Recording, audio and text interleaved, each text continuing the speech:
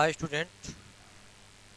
इस एजीसी के digital platform पर आप सभी का स्वागत है एक बार पुनः। आज का जो टॉपिक है जिसको हम लोग पढ़ना है, तो बीए प्रथम वर्ष में जो इतिहास विषय में सिंधु घाटी सभ्यता को पढ़ाया जा रहा था, उसको हम लोग और आगे बढ़ते हैं। सिंधु घाटी सभ्यता का मैंने पिछले वीडियो में वर्गीकरण को बताया था कि सिंधु घाटी सभ्यता का जो वर्गीकरण किया गया था, और सिंधु घाटी सभ्यता के वर्गीकरण में मैंने उन चीज़ों को बताया था। तो इसके अंतर्गत उन चीज़ों को और आगे हम लोग आज थोड़ा बढ़ेंगे, और उसी के अंतर्गत कृषि में जो विकास हुआ उसको हम लोग जानेंगे। देखिए, सिंधु घाटी सभ्यता के अंतर्गत जो कृषि है उसके बारे में हम लोग जानेंगे। देखिए, हड़प्पा की जो सभ्यता रही है, इस सभ्यता में जो मैदानी भाग रहे हैं उसमें पर्याप्त मात्रा में अनाज का उत्पादन लोग करते थे। ऐसा भी प्रमाण मिला है कि लोग अनाज का उत्पादन करते थे। इसके साथ ही साथ एक चीज़ और भी अब देखते हैं, जो लोग अनाज का उत्पादन करते थे, तो अनाज उत्पादन के साथ साथ उसमें जो प्रमाण मिलते हैं उसमें सर्वप्रथम कुछ ऐसी भी चीज़ें हैं, ऐसी वस्तुएं हैं जिनका जो उत्पादन है वो अधिक मात्रा में होता था, जिनमें गेहूँ, जिनमें प्रमुख रूप से गेहूँ, जौ, सरसों आदि ऐसी वस्तुएं थीं जिनका अधिक मात्रा में उत्पादन होता था। देखिए, और भी चीज़ है, जैसे तिल हो गया, मसूर हो गया, इसका भी उत्पादन होता था। इसके साथ साथ देखिए, गुजरात के कुछ स्थानों से जो बाजरा है, बाजरा का भी उत्पादन होता था। ऐसा भी कुछ प्रमाण मिलता है, कुछ संकेत मिलते हैं। देखिए, इसके साथ साथ कि चावल जो है, चावल के संकेत तुलनात्मक रूप से यह उतने प्रमाणिक नहीं है और बहुत ही दुर्लभ तरीके से ही प्राप्त होते हैं, क्योंकि बहुत ठोस कोई ऐसा प्रमाण नहीं मिलता है। इसके साथ साथ देखिए, सिंधु सभ्यता के मनुष्यों ने सर्वप्रथम कपास की खेती प्रारंभ की थी। ऐसा माना जाता है कि जो सिंधु घाटी सभ्यता के लोग थे, वे लोग खेती करते थे, तो खेती में सबसे पहले वे लोग कपास का उत्पादन करना उन्होंने प्रारंभ किया, यानी कपास की खेती करना प्रारंभ कर दिया। लेकिन जो यह कृषि की प्रधानता रही है और अनाज उत्पादन की जो क्षमता के आधार पर हम जब देखते हैं इसको, तो ये कहा जा सकता है कि वास्तविक रूप से जो सिंधु घाटी सभ्यता है उसमें कृषि की प्रधानता रही है।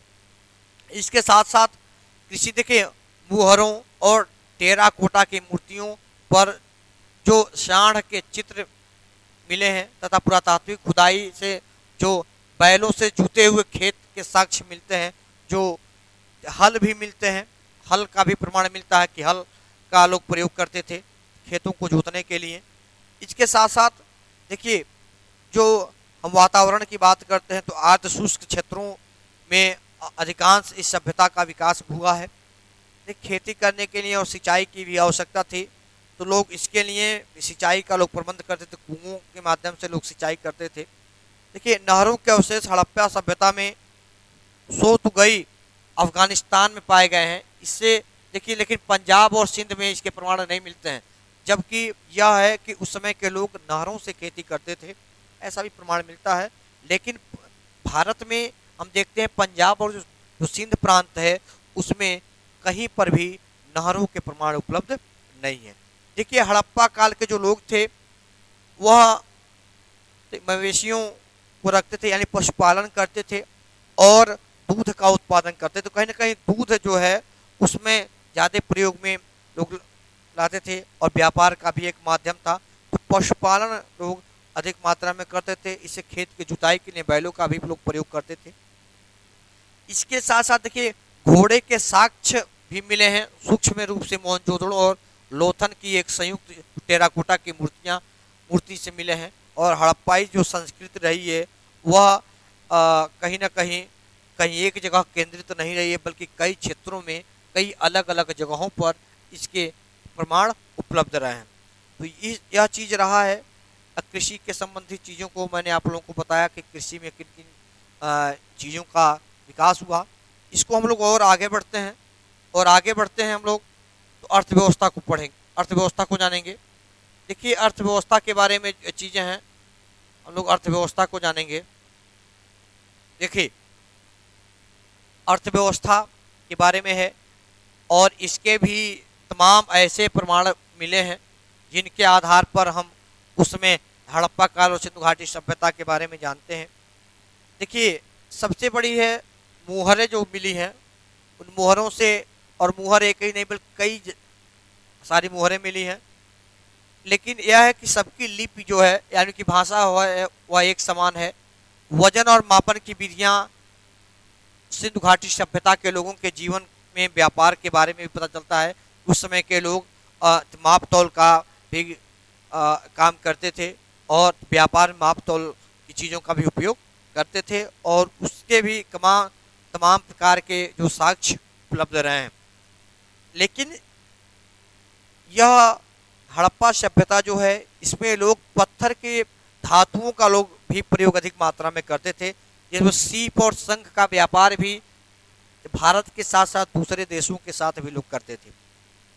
पत्थर में बहुत सारे कीमती जो पत्थर होते थे, तो उन पत्थरों का लोग भी प्रयोग कहीं ना कहीं करते थे। इसके साथ साथ कुछ और चीज़ें भी हैं जिसको हम देखते हैं। देखिए धातु मुद्रा का प्रयोग नहीं होता था उस समय तक, धातु मुद्रा का उस समय प्रयोग नहीं होता था, यानी धातु के किसी भी मुद्रा का लोग प्रयोग नहीं करते थे।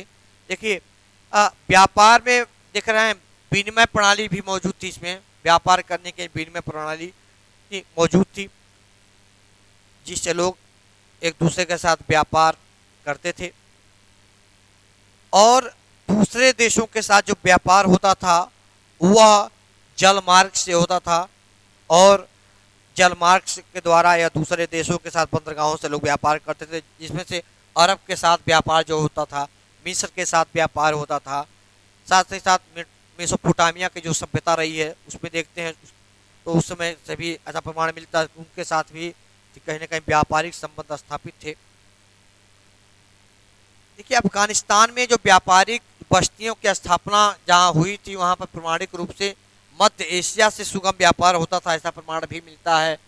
देखिए अफगानिस्तान में बहुत सारी ऐसी बस्तियाँ मिली हैं, खुदाई से प्राप्त अवशेष मिले हैं, जहाँ से यह चीज़ का प्रमाण भी मिलता है कि जो एशिया माइनर है यानी मध्य एशिया है, वहाँ से व्यापार अधिक सुगम तरीके से होता था, जिससे लोग व्यापार करते थे। देखिए दजला फरात नदियों की भूमि वाले क्षेत्र से हड़प्पा वासियों के वाणिज्यिक संबंध थे, यह तो सभी लोग जानते हैं, मैंने बताया भी था कि कहीं ना कहीं दजला और फरात नदियों के बीच वाले भूमि के साथ, यानी यहाँ के लोग वहाँ पे जाके व्यापार करते थे, और कुछ वहाँ के लोग भी यहाँ पे आकर के व्यापार करते थे, और व्यापार के द्वारा अधिक से अधिक लाभ भी मिलता था, यानी अरब के लोगों को भी और सिंधु घाटी सभ्यता के लोगों को भी। देखिए यह तो हो गया सामाजिक पृष्ठभूमि के अंतर्गत जो अर्थव्यवस्था है, अर्थव्यवस्था में तमाम प्रकार के जो व्यापार किए गए। इसको हम लोग थोड़ा और आगे बढ़ते हैं, और आगे बढ़ने की कड़ी में हम लोग शिल्पकला के बारे में पढ़ेंगे।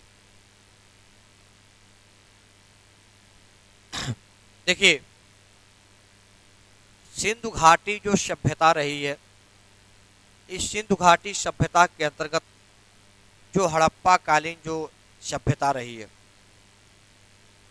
उसमें तमाम प्रकार के व्यापार के साथ साथ आप व्यापार हो गया, वाणिज्य हो गया, कृषि हो गया, इन सब चीज़ों का विकास तो हुआ, और लोग उस चीज़ से कहीं ना कहीं जुड़े हुए भी थे। लेकिन जो शिल्पकला है, शिल्पकला भी उस समय अधिक मात्रा में प्रचलित था, लोग शिल्पकला में रुचि भी रखते थे। और देखिए वस्तुएं निर्मित करने की जो विधि थी, उसके उपयोग से लोग कहीं ना कहीं बहुत अच्छे तरीके से परिचित भी थे, और यह परिचित होना भी चाहिए। देखिए सिंधु घाटी सभ्यता को हम देखते हैं तो एक चीज़ और भी सामने बात निकल कर के आती है कि सिंधु घाटी सभ्यता के लोग किसी भी एक जगह किसी भी एक चीज़ के कहीं ना कहीं अधीन नहीं रहे हैं, या पूरी तरीके से कहीं एक जगह ही उसके प्रमाण नहीं मिले हैं। तो इसका मतलब यह होता है कि कहीं ना कहीं तो सिंधु घाटी सभ्यता के लोगों का जो विकास होता है वह अलग अलग क्षेत्रों में होता है।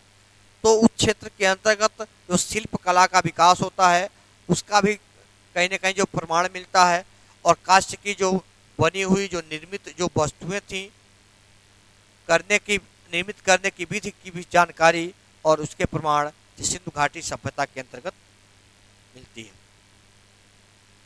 देखिए तांबा, तांबा राजस्थान की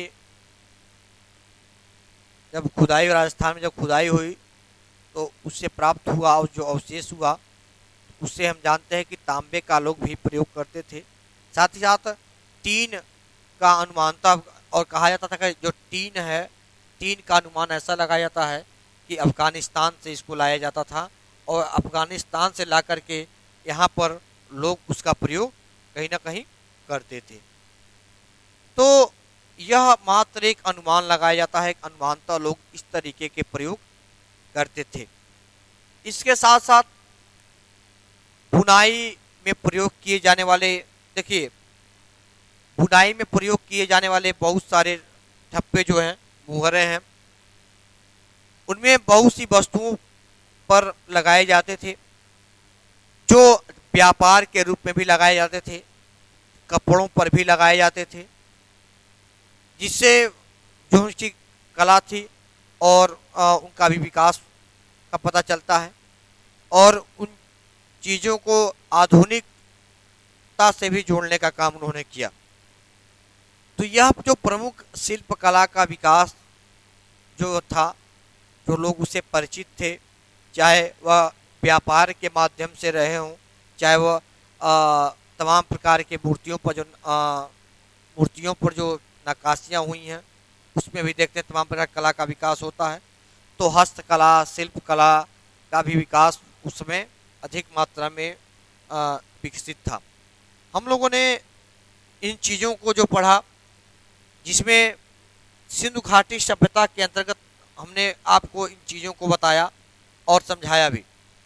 तो यह जो पूरा टॉपिक है सिंधु घाटी सभ्यता के बारे में, यह सभ्यता का जो काल निर्धारण था, मैंने उसके बारे में भी आप लोगों को कल पिछले वीडियो में बताया था कि सिंधु घाटी सभ्यता का जो कहीं ना कहीं चीज़ें हैं, तो सिंधु घाटी सभ्यता के इतिहास के बारे में हम उसको जानते हैं। तो यह पूरा जो सैंधव सभ्यता है यानी सिंधु घाटी सभ्यता है, जो उसका काल निर्धारण से लेकर के मैंने उनके चरणों के बारे में भी बता दिया, उसके साथ साथ नगरीय योजना और विन्यास के बारे में भी आप जान गए, समझ गए। प्रमुख स्थलों की जो खोजें की गई उनमें कौन कौन सी चीज़ कहाँ से प्राप्त हुआ, चाहे जल निकासी का हो जो धौलावीरा से किया गया, या अजल कुंड से लेकर के चाहे जौ के अवशेष मिले हों मनावली से, ये तमाम ऐसी चीज़ें थीं जिसमें देखते हैं आप कि लोथल से जो प्राप्त हुए हैं। उसके साथ साथ तमाम ऐसे चीज़ें थीं जिसके आधार पर आप ऐतिहासिक चीज़ों की जानकारी रखते हैं। तो इन सारी चीज़ों को मैं बता चुका हूँ। नेक्स्ट वीडियो में हम लोग एक नए टॉपिक के साथ मुलाकात करते हैं। तब तक के लिए आप सभी को धन्यवाद।